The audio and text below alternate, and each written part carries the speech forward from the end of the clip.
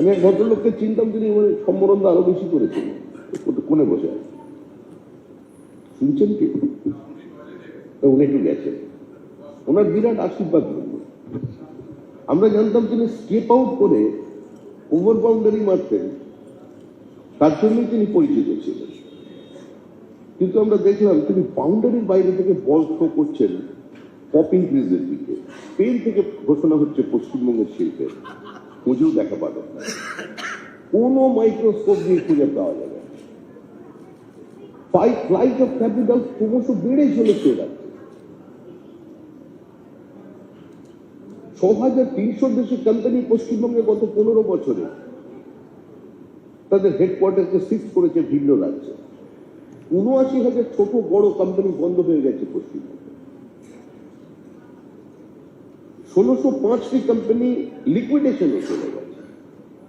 টি industry ঢুকছে। উত্তরবঙ্গের বিভিন্ন নদীর গতিপথ বদল হয়ে গেছে। আমার মনে হয় চিত্র জগতের আমাদের যিনি প্রতিনিধি এখানে আছেন, উনি একটু প্রকৃতি নিয়ে আপনি একটা ছবি করুন। আমি আপনার একজন গুণমুগ্ধ হয়ে গেছি, কারণ আমরা প্রকৃতির বিরুদ্ধে যুদ্ধ ঘোষণা করেছি। আপনি আপনার বাড়ি থেকে বেরিয়ে যখন এয়ারপোর্টে যান, আমাদের ইস্ট ক্যালকাটা ওয়েটল্যান্ড র্যামসার ট্যাগেতে যায়, আজকে সেটাকে সম্পূর্ণ ধ্বংস করে দেওয়া হয়েছে। আমরা সবাই মিলে করেছি, একটা সরকারকে দায়ী করলে চলবে।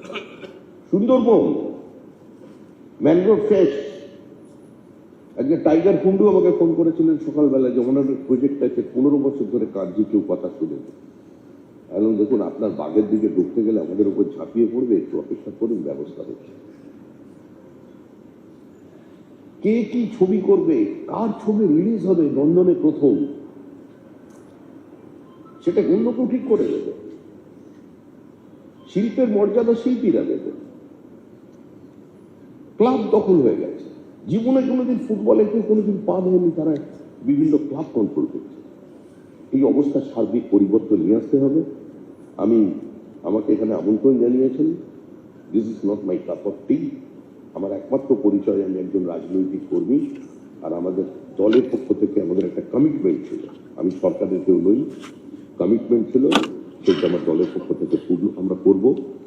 বহু ইনভেস্টার্স আছেন যারা আমাকে সঙ্গে যোগাযোগ করছেন ধারাবাহিকভাবে। সবাই চলে যেতে ভালো। আমি একটা ছোট ঘটনার কথা বলে আপনাকে আমি শেষ করবো কথা। 2011 সালের ডিসেম্বর মাসে নিউ জার্সিতে ডিলয়েট এন্ড টুশার একজন উচ্চপদস্থ বাঙালি আধিকারিক, তিনি আমাকে একটা ওয়েবসাইট দেখিয়েছিলেন। দেখিয়ে বলছিলেন যে আমাদের কাছে 18টা কোম্পানি, অটোমোবাইল কোম্পানি, তারা সিঙ্গুরে ইনভেস্ট করবার জন্য ভেঞ্চার ক্যাপিটাল দিচ্ছে। তারা আমাদের কাছে ফাইল দিয়েছিল, আজকে একটাও নেই। এই হচ্ছে বর্তমান পরিস্থিতি। আমাদের বাঙালিরা, বাঙালি মানে যারা বাংলায় কথা বলেন, আমরা তাদের বাঙালি বলে ধরি না। পশ্চিমবঙ্গের সঙ্গে যাদের তিন পুরুষের সম্পর্ক আছে, শিল্পর আছে মাটিতে, তারাও বাঙালি। আমরা বাঙালিরা একটা উন্নাসিকতায় ভুগি। আমরা 25শে বৈশাখ সংস্কৃতি খেলা করি, আর 23শে জানুয়ারি রাজনীতি খেলা করি। আমরা কি করতে চাই আমরা নিজেরাই জানি না। রাজা রামমোহন রায়ের যে সমাধি, এখন পর্যন্ত সেটাকে শেষ মুহূর্তে তৈরি করে তাকে সুন্দরভাবে সাজিয়ে যিনি রেখেছেন, যে রাজা ব্রিস্টল, আজকে তিনি কিন্তু বাংলা ভাষায় কথা বলেন না, পোদ্দার, আমাদের কলকাতারই। তার সহযোগিতাতেই আজকে এই পরিস্থিতি তৈরি হয়েছে। তাই জন্য আবার আপনাদের বলছি, ইন্ডাস্ট্রিয়াল ফিল্ড থেকে একাডেমি পর্যন্ত, আমি একজন থিয়েটারের দর্শক, 8 মাস দেখিনি, এবং রং দেখে কোনোদিন থিয়েটার দেখতে যাইনি। যারা অভিনয় করেন, আমার দলের সবচেয়ে বড় সমালোচক কৌশিক সেন, সেই তার প্রথম থিয়েটার আমাকে শেয়ার ফোন করে ডাকেন। আমাকে যিনি অত্যন্ত স্নেহ করেন, তিনি সিপিআই এর মেম্বার ছিলেন চন্দন সেন, সবচেয়ে বেশি নাটক লিখেছেন, 81 বছর বয়সেও তার নাটক লেখা চলছে। আবার আছে 17 তারিখে একাডেমিতে শো আছে। নিহতের সংলাপ 21 বছর বয়সে লিখেছিলেন, সারা পশ্চিমবঙ্গে বিখ্যাত হয়ে গেছে। তো চন্দনদা রেখেছি যে 80 বছর পেরিয়ে গেছে, এরা আমার দলের কেউ নয়। অশোক মুখোপাধ্যায় মতাদর্শগতভাবে আমাদের বিপরীত অবস্থানে। দেবেশ আমার বন্ধু হতে পারে, কিন্তু সেও আমার দলের সমর্থক নয় পুরোপুরি। লাল সুমন মুখার্জি, আমার ছোটবেলায় আমরা একই জায়গায় থাকতাম, আমার থেকে অনেক ছোট। সুমন সেও আমার দলের সমর্থক নয়, কিন্তু তার কিছু থিয়েটার রিলিজ করার আগে ফোন করে বলে তুমি একবার দেখে যেও। এ ধরনের মানুষজনের সঙ্গে পরিচয় আছে। যেভাবে টলিউডের, মানে শব্দ ধার করে নিয়ে বলছেন যে টলিউড শব্দটা কোনোদিন তো শুনিনি, আধুনিক কালে এসেছে টলিউড।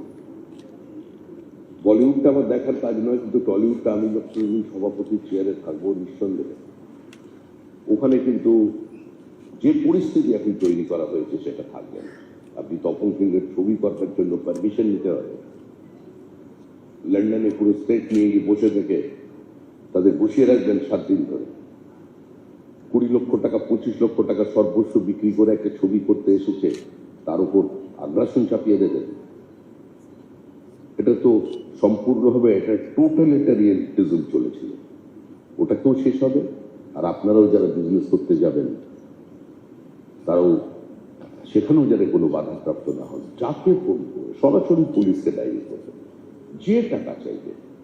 কারণ হঠাৎ আমি দেখছি, বলতে কোনো অস্বস্তি নেই, 4 ঘন্টার একটা বিজেপি তৈরি করছে, 4 ঘন্টার বিজেপি, মাথায় গেরুয়া আবির, হাতে বিজেপির পতাকা, তৃণমূলের পার্টি অফিস ভাঙছে, তৃণমূলের, তারা তৃণমূলই, তারা বিভিন্ন জায়গায় রং লাগিয়ে দিচ্ছে। আমি বিব্রত। কালকেও আমি বিবৃতি দিয়েছি যেটা চলবে না। এটা থেকে মুক্তি পেতেই এ রাজ্যের মানুষ 50 বছর পরে সারা দেশের মানুষ পার্টিসিপেট করছে। এটা মনে করবেন না কোনো দলের জয়, এটা কোনো দলের কৃতিত্ব আছে। একটা সরকারের পরিবর্তন হলো, এক মহিলার সঙ্গে একটা দেখা হলো একটা দোকানে, আমি এসেছিলাম, তিনি বলছেন দাদা আমাদের কথা তো আপনি একবারও বললেন না, আপনার সঙ্গে একটা ছবি তুলবো, আপনাকে প্রণাম করুন। কেন আপনি কি বলে? আমার স্বামী একদিনের জন্য মিউনিক থেকে ভোট দিতে এসেছেন। একটি ছেলের সঙ্গে আলাপ হলো, সে পর্তুগাল থেকে ভোট দিতে এসেছেন 2 দিনের জন্য। যারা সিলিকন ভ্যালি থেকে এসেছেন তারা কাজ করছেন বেহালা পূর্ব কেন্দ্রে, তারা জিতেছেন। আমাদের টালিগঞ্জ থেকে যিনি নির্বাচিত হয়েছেন তিনিও চিত্র জগতের লোক, এখন খুব একটা বেশি অভিনয়ের মধ্যে আছেন বলে আমার জানা নেই, কিন্তু বিশ্বাস করুন সাংগঠনিকভাবে টালিগঞ্জ বিধানসভা কেন্দ্র থেকে জেতবার মতো ক্ষমতা আমাদের নেই, কিন্তু আমরা জিতেছি কেন? স্বতঃস্ফূর্তভাবে মানুষ এই অবস্থা থেকে বেরিয়ে আসতে চাইছে, সেই জন্য। যে প্রার্থী জিতবে ভেবে জিতলে মজা করে আমরাই বলতাম ও যদি যেতে তাহলে তো আমরা 250 সিট পাবো, সেই প্রার্থীও জিতে গেছে। এটা কোনো দলের কৃতিত্ব নয়, এটা মানুষের কৃতিত্ব। কারণ আমাদের যে সমাজটায় বাস করি, we are living in a pluralistic society. এই সমাজে যেরকম চারবাক চলেছে সেরকম শঙ্করাচার্য রামানুজন চালিয়েছেন। আমরা বেশ্যাপুত্র বশিষ্ঠকে ঋষি বানিয়েছি।